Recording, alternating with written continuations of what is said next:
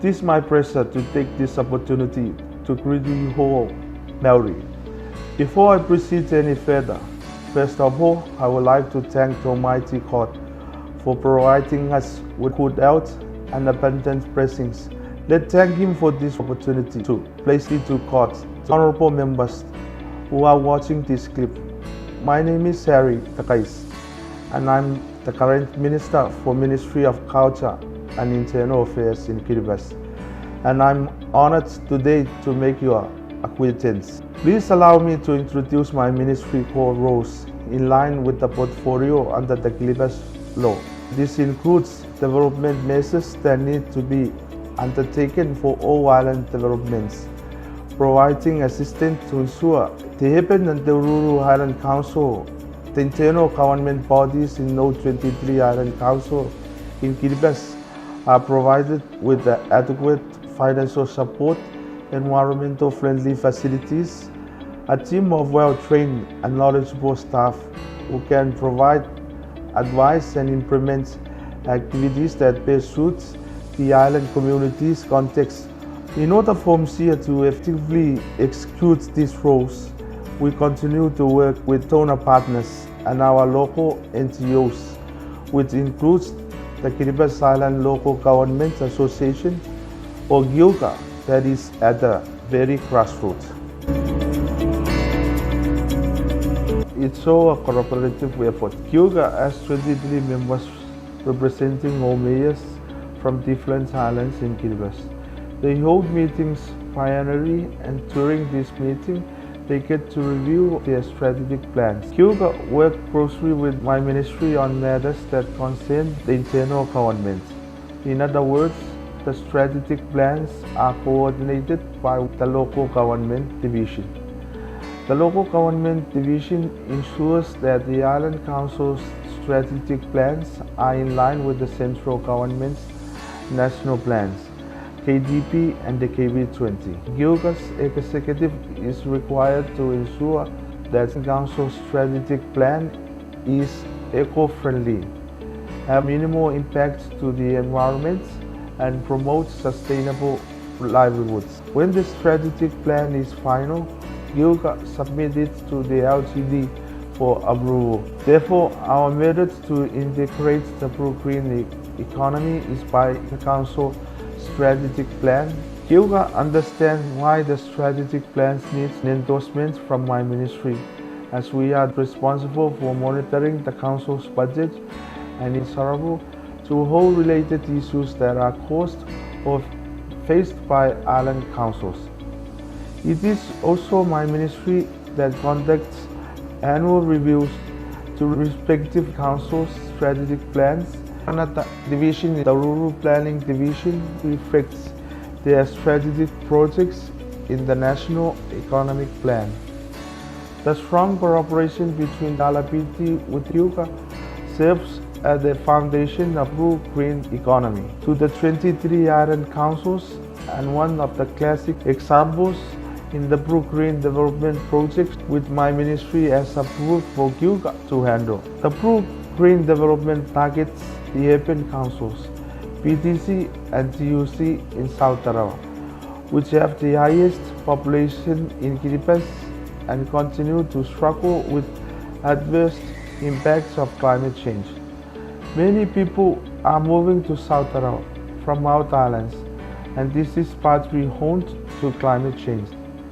This rural to Hepburn drift is one of the contributing factors to increasing damaging rates to natural coastal projections in the Hepburn Islands, making Hepburn communities as the most vulnerable, given the lack of land space for good living standards, brackish and shortage of water during dry seasons, to name a few. This rural to Hepburn drift put pressure on fresh food sources in South Tarawa, increasing living costs and growing dependence on imported processed foods. However, the blue-green development project is helping the most vulnerable identified communities, 5 in TUC, 5 religious denominations in PTC. Members undergone training in different gardening approaches, ways on how to improve the soil fertility in order to grow crops, and PICLEI training and best types of gardening which can withstand ash soil and unfavorable weather patterns currently experienced. The Blue Green Development Project is more than just training. This project is also about empowering communities, fostering connections, and equipping Kiribati people with the knowledge and tools to tackle climate change and food security challenges. Women and young people in South Tarawa are leading the way, showing that working together can build a sustainable and transformative future. On that note, I thank ICLEI and the government of Germany for funding the Blue Green project, and KILGA the sum of euro 248,452, which has made a big difference to the vulnerable communities at BDC and TUC.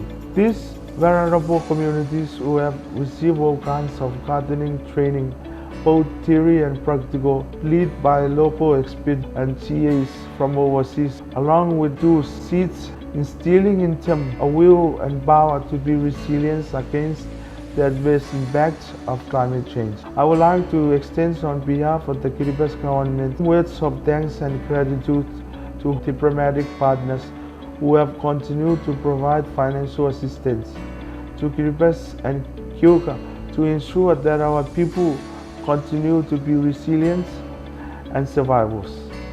Thank you ICLEI and CLGF for this assistance, guidance, and kind and financial support to the project, along with the various international organizations.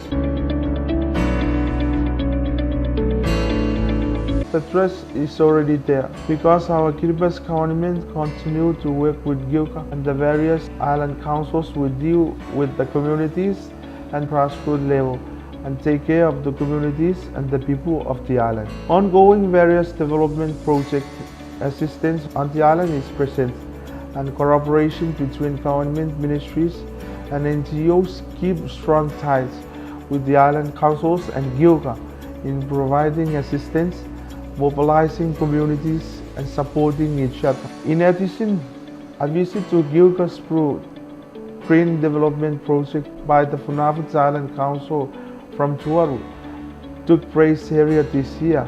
I'm aware that the trip was made possible by cooperation between my ministry, KILGA, CLGF, with financial support by the Kanata Fund. The 7 visitors from Tuvalu got the opportunity to witness the vulnerable communities and their gardens, participated in the making of the biochar, which is an element that is believed to improve soil fertility in the other islands like Kiribati and Tuvalu.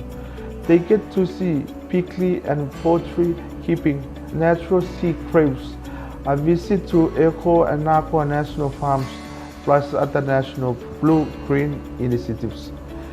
In conclusion, I'm grateful for the ongoing support provided by our local stakeholders, the Office of the President, the Ministry of Ocean Resources, Ministry of Environment, Land and Agriculture Development, and the Ministry of Infrastructure and Sustainable Energy.